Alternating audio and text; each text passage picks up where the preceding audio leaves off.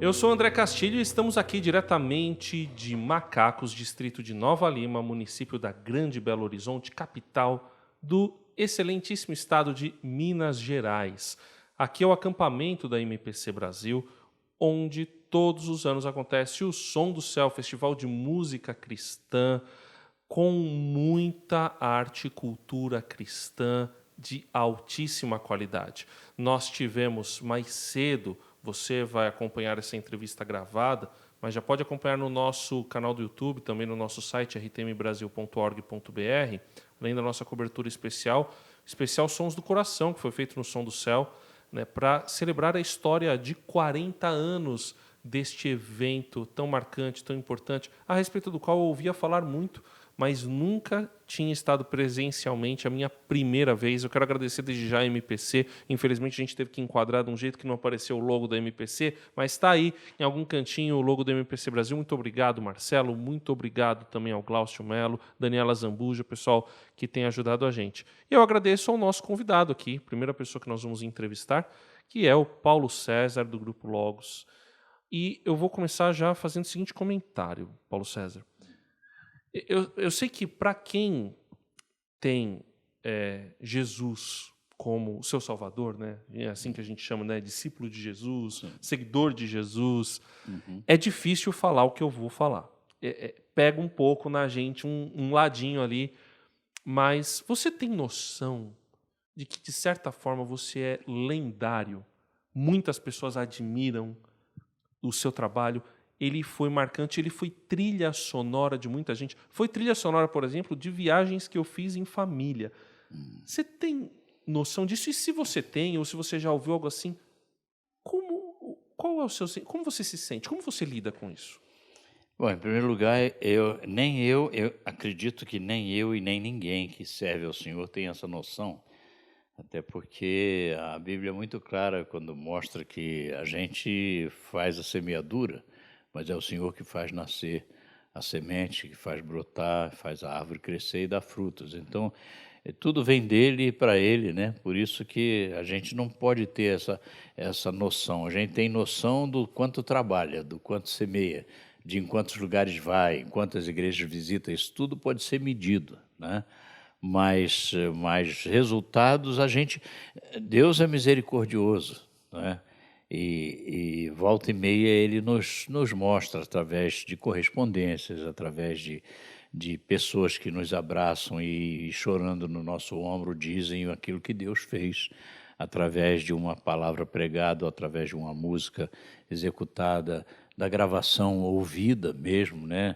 Lá no carro, sozinhos. Então, essas experiências todas são contadas para a gente e Deus, então, nos dá aquele encorajamento, né? Aquela coisa como se Ele estivesse dizendo para a gente, olha, continua semeando, eu faço a obra. Então, eu creio que é muito difícil responder essa pergunta de outra forma, eu só consigo assim. E porque a gente já conversou, né, tanto pessoalmente, como no próprio contexto aqui dos programas da RTM Brasil, a respeito dessa questão da vaidade, que pega para quem tem algum trabalho público. Eu costumo falar com o pessoal da igreja que o ministério de quem está no som, ele é um ministério muito ingrato. Porque quando tudo dá certo, o pessoal não vai chegar no técnico de som e falar, irmão, olha, foi uma bênção, verdade. parabéns porque não deu nenhuma microfonia, as frequências estavam muito bem equilibradas. Ninguém vai falar isso. Agora, dá uma pequena microfoniazinha. Todo mundo olha para trás. Um microfone desligado ali numa desatenção, os pescoços se viram. verdade. Né? Então, é um ministério ingrato. O que é diferente, por exemplo, de quem prega, de quem, até mesmo quem dirige o culto, ou quem ministra, fica quem em evidência, canta, né? que fica em evidência e tal. E aí, você falando assim, pelo jeito já houve um trabalhar aí, tanto seu quanto do próprio Espírito Santo, né, em Sim, quem a claro. gente acredita, nessa questão da vaidade e do orgulho. Mas como que foi essa experiência de trabalhar isso? Eu acho que eu faço uma divisória muito palpável da minha vida antes da conversão e depois da conversão. Eu tenho que explicar isso muito bem explicado, porque eu fui crente em uma igreja evangélica praticamente desde o meu nascimento. Eu poderia dizer, como pessoas dizem, eu praticamente nasci na igreja. Então, eu era crente, eu cumpria as regras, eu fazia tudo que todas as pessoas crentes na igreja fazem. Então, só que houve um dia na minha vida que houve uma conversão, e uma conversão feita de cima para baixo, ou seja, uma conversão em que Deus atuou na minha vida, me fazendo enxergar-me um pecador como eu nunca havia me enxergado antes. Claro que eu era consciente de que eu era um pecador, eu era consciente de que eu praticava erros e de que eu devia a Deus, né?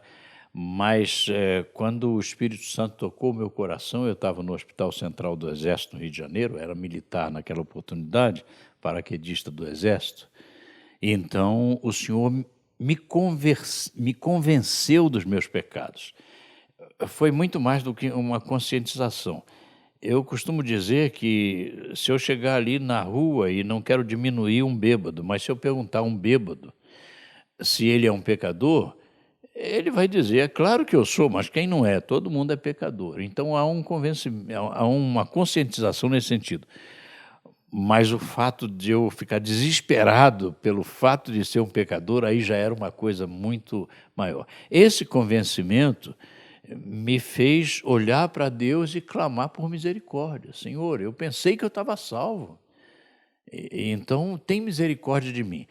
Essa ação de Deus em converter o meu coração, sendo eu absolutamente imerecedor, mudou muitas coisas na minha vida. E especialmente essa questão de me vangloriar de qualquer coisa, de achar que eu sou qualquer coisa, de que eu tenho algum valor necessariamente para impressionar ao meu Criador, para impressionar ao Senhor. Então, não, eu quando gravo ou quando canto em algum lugar, a minha perspectiva é sempre de gratidão. Eu não mereço estar aqui. E se eu estou aqui, eu não tenho nada que me gloriar, muito pelo contrário, é só gratidão a Deus. Então vem uma outra pergunta, que, que é a seguinte. Não, tranquilo. A minha pergunta vai um pouco nessa direção, porque tem muita gente que a gente vê e a gente conversa de liderança cristã que trabalha com essa questão da vaidade e tem essa dificuldade, né? Tem essa situação. E você claramente, né, já teve, mas a sua conversão mudou uma das coisas que ela mudou foi justamente isso. Você entende que isso pode ser uma dificuldade mesmo de quem é convertido, de quem foi convencido pelo Espírito Santo? E se é, o que essa pessoa deve fazer? Olha, eu creio que, evidentemente, o Espírito Santo, o mesmo que nos convence de todo pecado, da justiça de Deus e do juízo, vai convencer essa pessoa, mais cedo ou mais tarde, de uma forma ou de outra. Você vê que tem muitas pessoas que se denominam convertidos e elas, de repente, caem em um pecado visível, muito claro, e às vezes elas conseguem esconder da maior parte das pessoas aquilo que aconteceu no seu próprio coração, na sua alma. Mas há casos em que o Senhor, creio eu, que o Senhor permite que isso aconteça, para que essa pessoa possa sentir, mais uma vez, o acolhimento do Senhor na sua vida e então aprender essa lição. É muito difícil para eu conceber que uma pessoa que vive orgulhosa, veja bem, ela vive orgulhosamente, ela vive se jactando, ela vive se exaltando. É muito difícil eu pensar que uma pessoa dessa já teve uma conversão genuína. Isso é diferente de uma pessoa que, em determinado momento, ela se envaideceu, ela saiu do seu limite, mas ela vai sentir isso logo, porque o Espírito Santo habita em nós, né? Então ele vai sentir que o Espírito Santo cutucou e disse, rapaz, aí não é por aí. Então ele vai confessar o seu pecado, como a Bíblia nos mostra, e ele vai assumir uma nova postura. Eu lembro de ter ouvido um grande líder, eu não vou citar o nome dele, mas ele falou publicamente que ele tinha problema com orgulho. Né? Agora, só o fato dele dizer que ele tem problema com orgulho talvez já mostre que ele tinha É um consciência reconhecimento. de uma fraqueza dele. Né? Então, isso pode existir. A gente pode ter uma fraqueza que a gente reconhece. Agora, a pessoa que não reconhece é que é o complicado, né? Que é o difícil. Eu tenho uma música que eu gosto muito do grupo de vocês, né? Do Logos, que é Espinho. Aham. Eu acho que Espinho acaba trabalhando um pouco nisso, né? Porque eu vejo e eu acho muito interessante aquela música, né? Que na verdade ela tem uma pergunta e uma resposta. Ela vai falando, né? Senhor, já não entendo espinho, né? Mas se o mesmo faz parte da tua cruz, eu aceito. Não sou maior que o meu Senhor, apenas servo sou, apenas servo e nada mais. Se as pontas aguçadas do coroa te feriram a cabeça, sei que tu tens a dizer e fala a mim também, dá-me mais graça. Mas o verso anterior ele tem uma parte, né, que ele fala um negócio que você acha até estranho e o próprio autor se corrige, né, entendendo as dificuldades da vida como um trabalhar de Deus para poder ajustar o orgulho. É por aí? Teve alguma situação específica que te levou a compor essa canção? A música Espinho, ela foi criada baseada na experiência de Paulo, não na minha experiência, embora que todos nós, com toda certeza, temos a mesma experiência que ele. Mais dia menos dia, acontece da gente sentir alguma coisa assim. Mas a vida de Paulo comprovava que a existência dele era uma existência de temor a Deus, de dedicação à obra, à causa, né? De modo que o fato dele reconhecer, insisto naquilo que você colocou muito bem, é que o fato de reconhecer já é alguma coisa preciosa, já é um toque do recebimento do puxão de orelha que o Espírito Santo nos traz. Então, o problema é que o Paulo faz essa citação de que ele tinha um espinho na carne, que era a gente não sabe o que é, na verdade, mas era alguma coisa que o perturbava. A gente não sabe se era uma coisa física, a gente não sabe se era uma coisa mental, a gente não sabe se era uma tentação, um pensamento malicioso, nós não sabemos. Mas nós sabemos que a vida dele demonstrava um avesso a esse tipo de situação, embora ele reconhecesse. Então, eu acho que isso, uma pessoa, quando ela é orgulhosa, ela vive uma vida de orgulho. Qualquer pessoa percebe isso, onde for. Ela não consegue esconder isso. É diferente. Agora, quando uma pessoa passa por um momento onde resvalou o pé, falou alto, se orgulhou na frente de muitas pessoas, ou mesmo... Então, o próprio espírito nele vai convencê-lo, a menos que não tenha ainda esse espírito. Então, ele pode ser até consciente desse pecado, mas ainda não foi convencido dele, por isso continua do mesmo jeito. Você acha que no meio artístico, talvez, até mesmo o cristão, está faltando um pouco desse espírito? E eu até faço uma pergunta, né? Porque eu ouço muita gente falando, né? Tinha uma época, né, que a coisa parecia soprar diferente, né? Havia uma perspectiva diferente, inclusive em relação ao próprio o que era ser músico cristão, que parece que hoje houve algumas mudanças, até porque acabou sendo um mercado muito grande, né? Bem claro.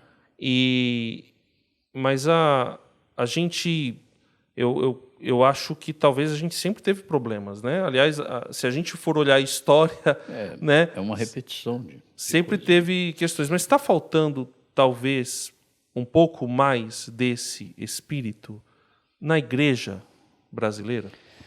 Então, meu irmão, eu volto à tecla. Nós fomos levados a compreender a conversão de uma maneira um pouco estranha, né? a gente vem de uma história onde entregar a vida a Cristo significava levantar a mão num apelo, ou ir à frente, ou manifestar de alguma forma assim aquele desejo de agora eu quero mudar, eu quero, né? Mas aquilo não necessariamente era seguido de uma continuidade, né?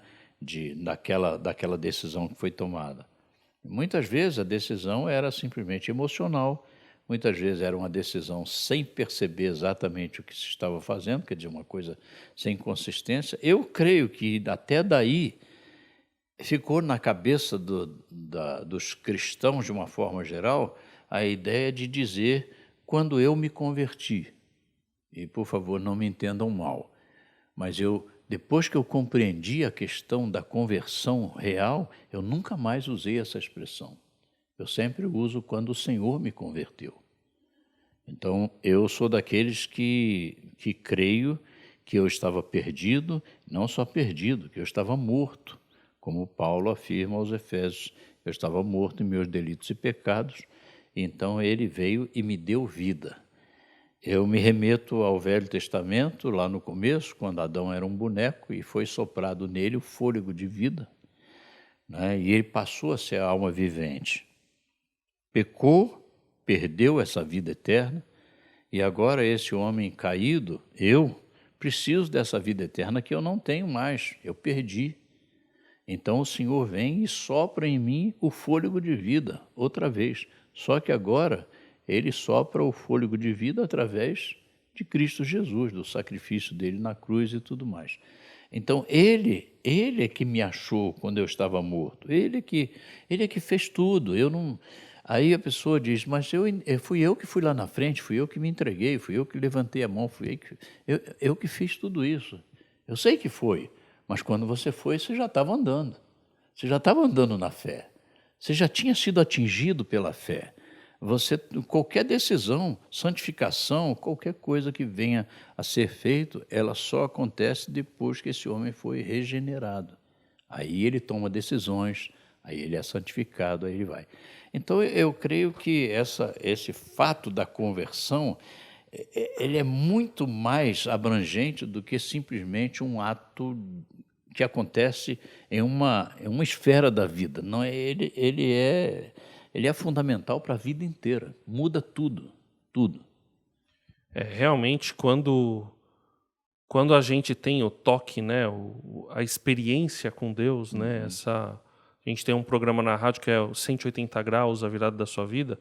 Eu tenho o privilégio de fazer junto com o pastor Luiz Saião e com a Suzy Lee. E é um programa que fala sobre isso, né? Sobre você fazer essa conversão, essa virada de 180 graus, né? Que o Espírito Santo faz. É o Espírito Santo que faz, né? Na nossa vida. Mas para a gente... para as pessoas não acharem que a gente está entrando em polêmica e para que a gente possa realmente... para que entendam, né, o que a gente quer é ajudar as pessoas, né? Como que é esse nosso trabalho, pensando no ministério que você continua, né? Quantos anos de ministério contando Logos e Elos? E Elo? Eu comecei com 21, tenho 75. Eu não sou bom de conta, nem eu, mas 54, se eu não me engano. Aí. 54 anos. Então, nesses 54 anos, né, e continua, e tá lançando, e vai lançar disco novo agora. Então, a gente sabendo que é o trabalhar de Deus e você tá lá semeando, para a gente não cair no fatalismo. Sim. Né? O que te motiva a semear? O que te motiva a continuar? Você sabe que é o trabalhar, que é o agir de Deus. Mas o que motiva você a ir? E aí ouvir uma pessoa que experimentou essa virada, às vezes numa canção sua, ou em alguma, ou que você foi instrumento para ajudar a pessoa. O que motiva você? O primeiro motivo é gratidão a Deus, que é o meu culto racional. A segunda motivação é que eu tenho que obedecer ao meu Senhor. Melhor obedecer do que sacrificar. Então, mesmo que eu pense que o meu serviço em algum momento possa ser um sacrifício, é melhor obedecer. E a Bíblia diz, ide por todo mundo pregar o evangelho a toda criatura. Então eu obedeço, eu primeiro sou grato a Deus, minha vida é de gratidão a Ele. Segundo, porque eu sou grato a Ele, eu obedeço a Ele, porque Ele é o meu Senhor. E então eu faço aquilo que Ele pede para eu fazer através da sua palavra e de pregar o Evangelho. Então eu vou pregar o Evangelho. Eu vou pregar o Evangelho através de uma palavra escrita, de uma palavra dita ou de uma palavra cantada. No meu caso, Deus tem me guiado bastante, exatamente na área de composição e na área também de pregação. Então, é isso que eu tenho que ver. Agora, há também um outro ponto de vista, que eu acho que ele é ligado a isso, que é a paixão pelas almas que se perdem. Quer dizer, você está vivendo num lugar... Logo que o Senhor converteu o meu coração, as primeiras pessoas nas quais eu pensei eram os meus colegas da igreja. Por quê? Porque eu pensei neles, porque eles estavam vivendo exatamente o que eu estava vivendo. Eles estavam crentes que eram salvos.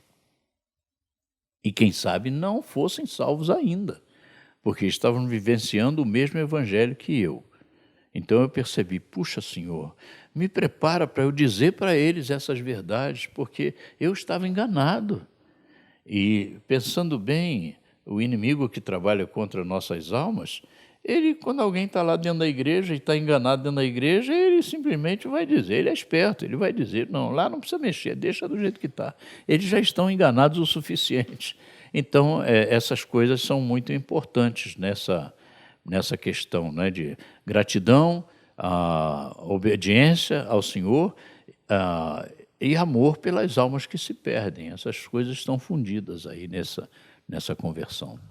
Eu mencionei que você está lançando um disco novo, a gente não pode deixar de falar, e você falando, né, no Ministério da Composição, como é que está sendo hoje, depois desses 54 anos aí mais ou menos que a gente contou, né, que esse processo de composição, como você continua mais ou menos no mesmo ritmo, esse ritmo desacelerou, ou você tem muita coisa guardada que você está aos poucos, à medida da possibilidade, colocando? Como é que está o seu trabalho e esse movimento para o futuro? Nós ficamos mais de 10 anos sem gravar e eu continuei compondo.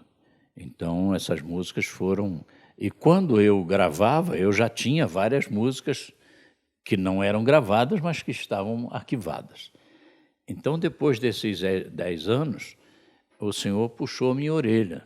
Em outras palavras, era como se ele estivesse dizendo para mim, rapaz, por que você acha que eu te dou músicas e composições? É para você guardar na gaveta? Não, e de pregar. Em outras palavras, você precisa botar isso para fora, e o jeito de botar para fora é você cantar ao vivo ou então gravar.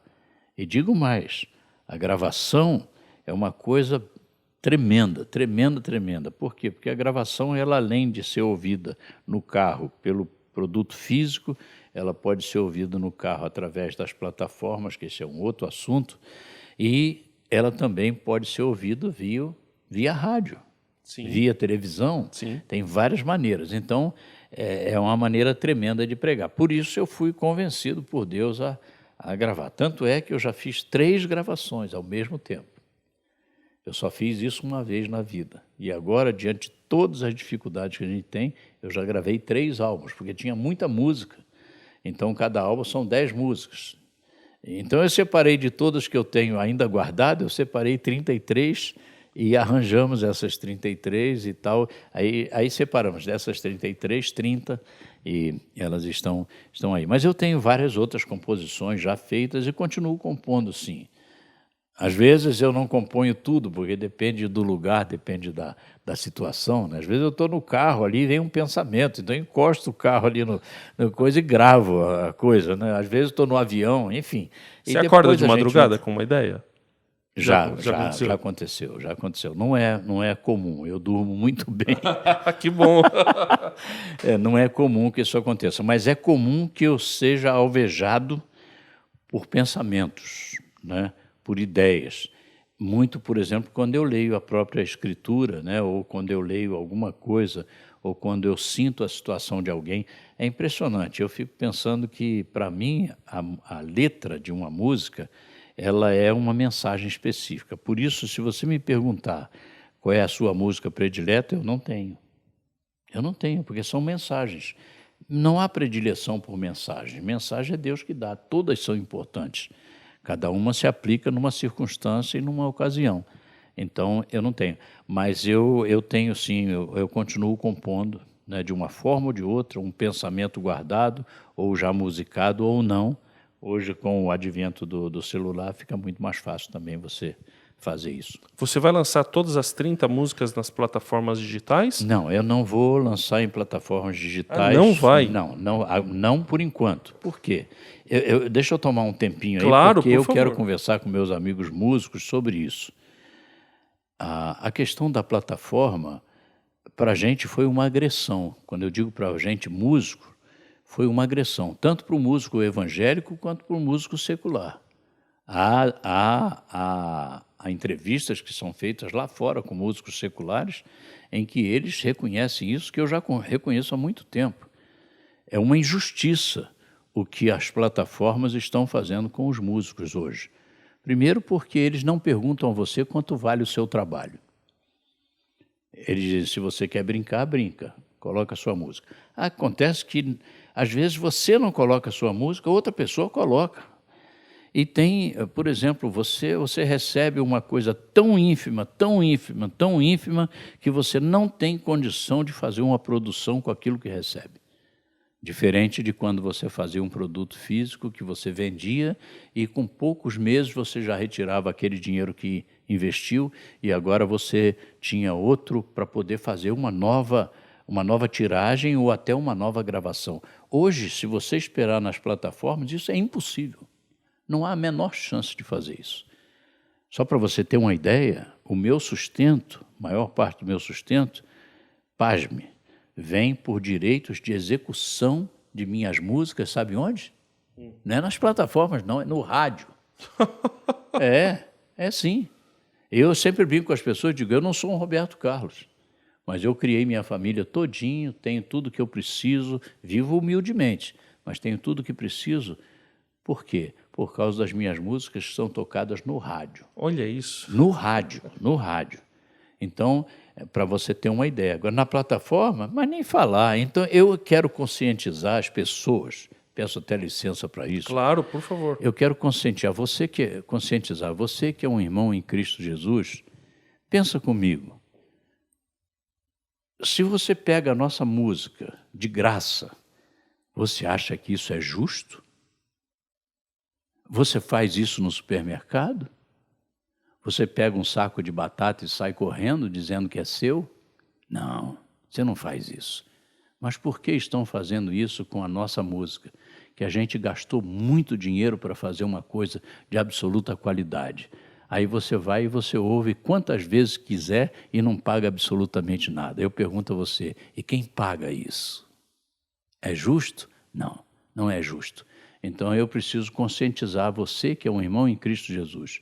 Você diz, pastor, mas eu não vou comprar o seu pendrive que custa tanto, se eu posso pagar R$30 lá para uma plataforma, eu não vou citar os nomes, mas você paga lá isso aí eu pergunto para você, e para onde vai esse dinheiro que você paga? Você e milhões de pessoas.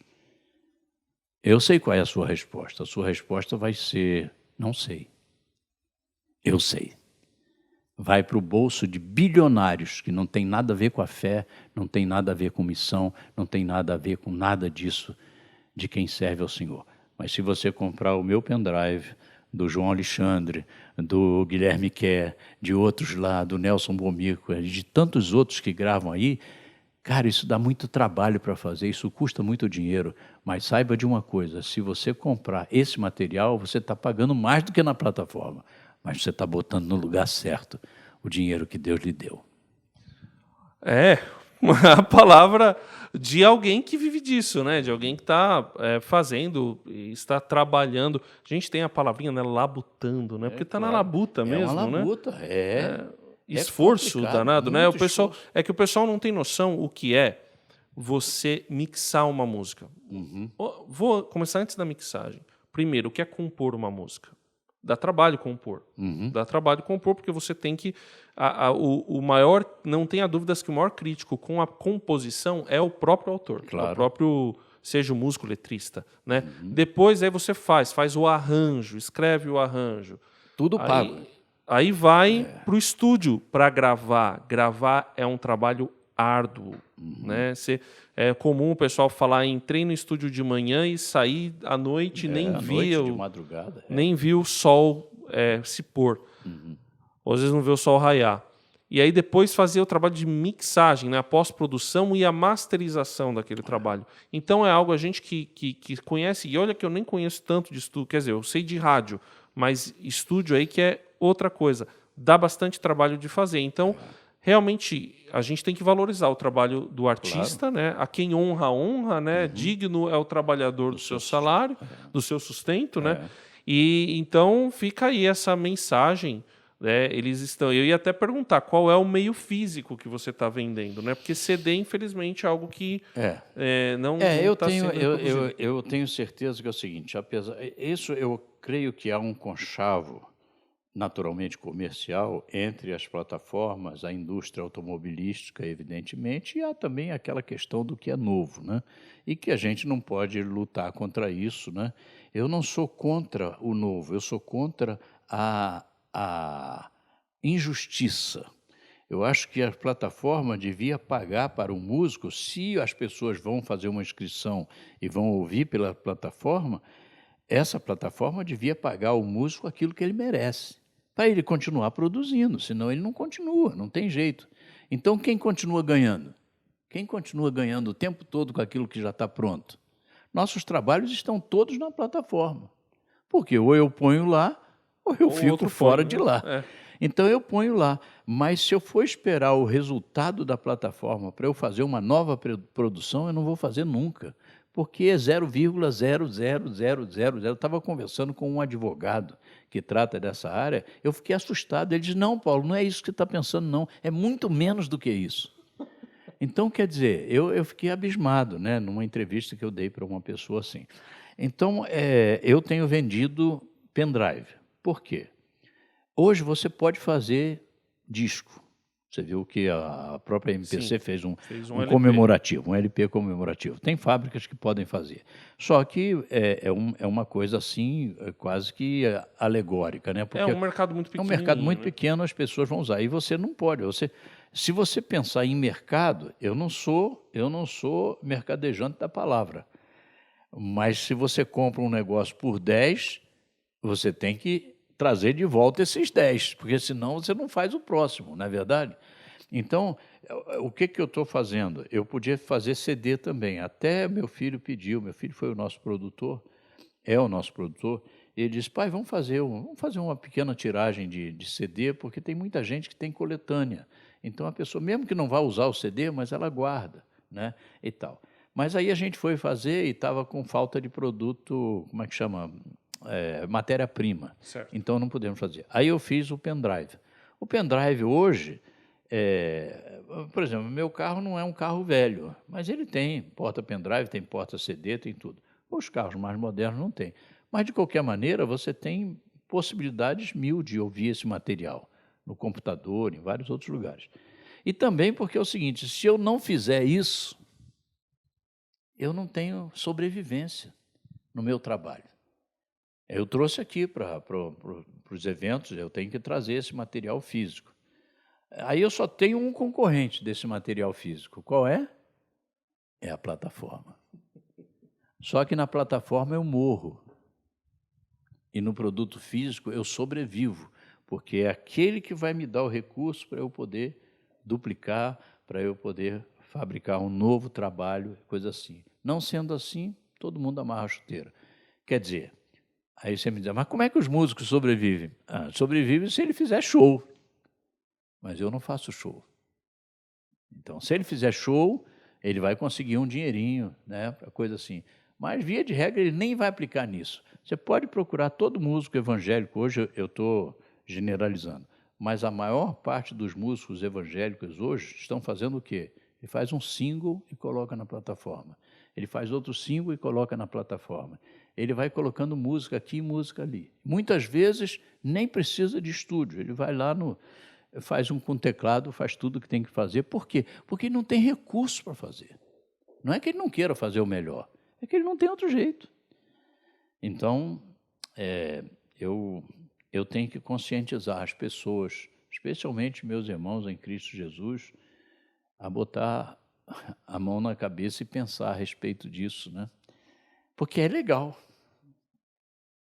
Você não pode dizer que o meu irmão que está ouvindo a minha música na plataforma, ele está ilegal. Não, ele não está ilegal. Ele está legal, mas está injusto. Está aí a palavra de um músico cristão, Paulo César, do Grupo Logos, que fez história e não fez, está fazendo, continua fazendo história aí no auge dos seus 75 anos, né? Ainda Quem te cantando. disse isso? Não sei. Mas é isso aí mesmo. Foi um tal de Paulo César do Grupo Logos. Tudo bem te chamar de Paulo César do Grupo Logos? Lógico. É a minha identidade, não tem outra. É Paulo César Logos. Quase virou sobrenome. Virou né? sobrenome. Eu não consigo separar as coisas. Muita ligação aí. Muito legal. Então, o nome do novo trabalho, qual que é? Chama-se Atrás do Vento. E eu quero dizer mais uma coisinha aqui, já Sim. perguntou sobre o trabalho. É que esse trabalho, ele é diferenciado. Por quê? Porque se você olhar o estojo, você vai pensar que é um CD, porque ele é quadradinho assim e tudo, mas ele é um pendrive. Só que ele é um pendrive de madeira. Ele tem é uma coisa linda, muito bem feita, sabe? Você vai sentir vendo esse material. Ele tem uma gavetinha que você puxa, ali dentro está o pendrive. Aí você tem, junto com essa gavetinha, você tem um livreto com todas as letras. Você tem a introdução de cada música, de acordo com o tema que ela trata. Você tem todos os textos bíblicos que são a fonte de onde foi tirada essa letra dessa música. Então, você tem ali toda a ficha técnica, todo mundo que tocou, todo mundo que arranjou, você tem tudo ali. Coisa que hoje, na plataforma, já era. Você não tem nada disso. Isso é uma coisa interessante. Eu tenho dificuldade de achar o autor da música na plataforma digital. E era algo que o Nelson Bomilcar estava falando no especial dos Sons do Coração, né? De você dar o crédito ao compositor da música, né? Aquele que fez. Ele até se emocionou na hora que falou sobre isso, né? Sim. É uma realidade. A plataforma não te dá isso, né? Eu não sei até que ponto poder-se-ia fazer isso na plataforma. Mas a plataforma é aquele negócio que você pega e você vai ouvir a música ali e ouvir. Você ouviu a introdução, não gostou, já pula, vai para outra. Não é ouvir. Eu digo que na plataforma você não ouve, na plataforma você escuta. Uma coisa é escutar e outra coisa é ouvir. Agora, quando você para, que você vê a letra, você, caramba, olha aqui, olha de onde que saiu isso aqui. Aí é outro nível, é outra coisa, que de fato traz edificação à vida de uma pessoa. Quem está acompanhando essa entrevista, o pessoal do Som do Céu vai poder adquirir aqui, mas onde é que o pessoal pode adquirir, se quiser inclusive, né, adquirir para contribuir com a continuidade do seu trabalho, para que você produza próximos para tirar essas canções aí. Se Deus permitir. Estão as 30 canções que você falou, estão nesse pendrive. Esse é 10 em cada um. Eu estou lançando agora esse primeiro, que é o Atrás do Vento. Aí eu já tenho gravado, só vou deixar para fazer a mixagem do ano que vem para o próximo, né? Quer dizer, eu já começo a fazer mixagem esse ano do segundo, aí soltamos em 26 e o próximo, de igual modo, em 27. Já estão gravados, está tudo, de certa forma, garantido, né? E aí o pessoal pode adquirir onde? Pode adquirir, bom, eu tenho sempre dificuldade de passar meu endereço, eu sempre esqueço, mas olha, @PauloCésarLogos, pronto. Se você colocar lá, @PauloCésarLogos, você vai entrar no meu Instagram, ali na bio, né? Ou seja, quando você abre ali, muita gente não sabe o que é. O que é bio? Quando você abre ali, logo você clica ali para ver a ficha da pessoa, no meu caso, Paulo César, aí você vai ver que lá tem um Linktree, ou seja, você tem ali um link que você vai clicar. Quando você clica ali, tem tudo a respeito do Logos. Tem as apresentações, tem a agenda, tem como contribuir, tem como adquirir o material, tem tudo ali. É muito bem organizado, de modo que você pode Ou achar a gente na internet de alguma forma. Você digitar grupo logo, você vai achar a gente em todo lugar. E aí você escreve e diz, olha, eu gostaria de adquirir um pendrive. Aí a gente manda um link para você, você compra com a maior facilidade. Muito obrigado, Paulo César, por disponibilizar do seu tempo para estar aqui com a gente hoje. Eu quero te deixar aí para dar uma última palavra aí, que está no seu coração, para todos que acompanharam este momento. Rapaz, eu tenho uma história, quem sabe fique para uma próxima entrevista. Eu tenho uma história linda que eu acho que aconteceu com a RTM, né? Mas é longa. Mas foi muito lindo, um testemunho tremendo. Quero agradecer, né, em especial você por essa entrevista, porque você é um camarada que sabe entrevistar. Muito obrigado. Me perdoe, mas eu, às vezes, eu sou grato a Deus por tudo, mas, às vezes, cara, tem perguntas, quantos discos você já vendeu? Você já ganhou algum prêmio? Você já fez coisa fútil, que não, sabe, não significa, não é?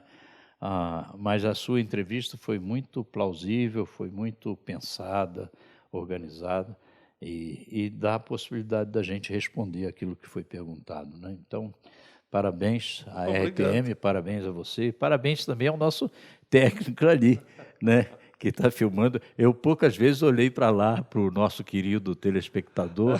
Né? Ele é Kim Rodrigues lá com a gente no apoio técnico. Obrigado, Kim. Ok. Deus abençoe a todos. Amém. Muito obrigado, Paulo César. Obrigado a você que acompanhou este momento aqui da RTM, diretamente do acampamento MPC, no Som do Céu, 40 anos.